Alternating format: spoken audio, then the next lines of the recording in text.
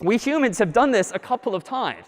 You might recall knowing about or reading about the Y2K problem, where a lot of people thought the world was going to end. Why? Because on January 1st of 2000, a lot of computers, presumably, were going to update their clocks from 1999 to the year 2000. The problem is, though, for decades, for efficiency, we humans were honestly in the habit of not storing years as 4 digits. Why? Because that's just a lot of space to waste, especially since like centuries don't happen that often. So a lot of computer systems, especially early on, when hardware was very expensive and memory was very tight, just stored the last 2 digits of any year.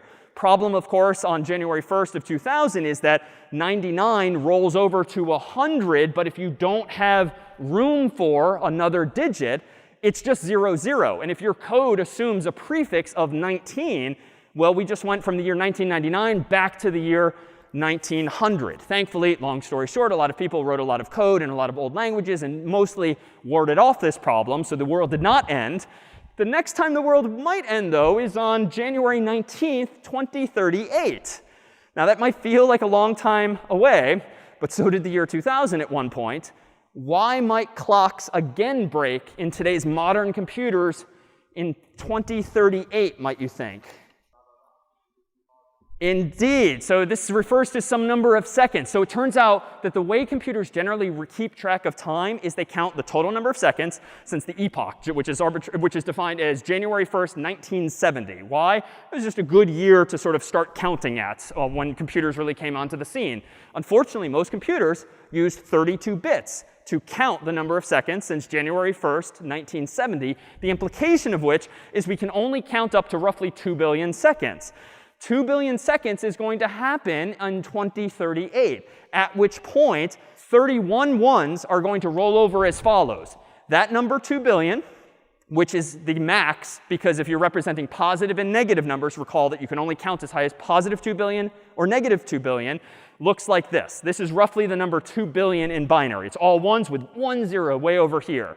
If I count 1 second past that 2 billion number, give or take, that means like, all right, I add 1, I carry the 1. It's just like 9s becoming 0s in decimal.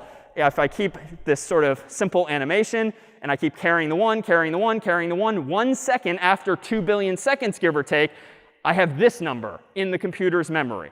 So there's still 1 bit, that's a 1, all the way to the left. Unfortunately, that bit often represents negativity, whereby if that first bit is negative, that represents that the rest of this somehow represents a negative number. It's not negative 0. There's a fancier representation. But a very big positive number very suddenly becomes a very big negative number. And that number is roughly negative 2 billion. That means computers in 2038 on that date are going to accidentally think that it's been negative 2 billion seconds since January 1st, 1970, which is going to make computers potentially think it's 1901. So what is the solution to the 2038 problem, perhaps? Y2K was because we were using 2 digits for years. What about 2038?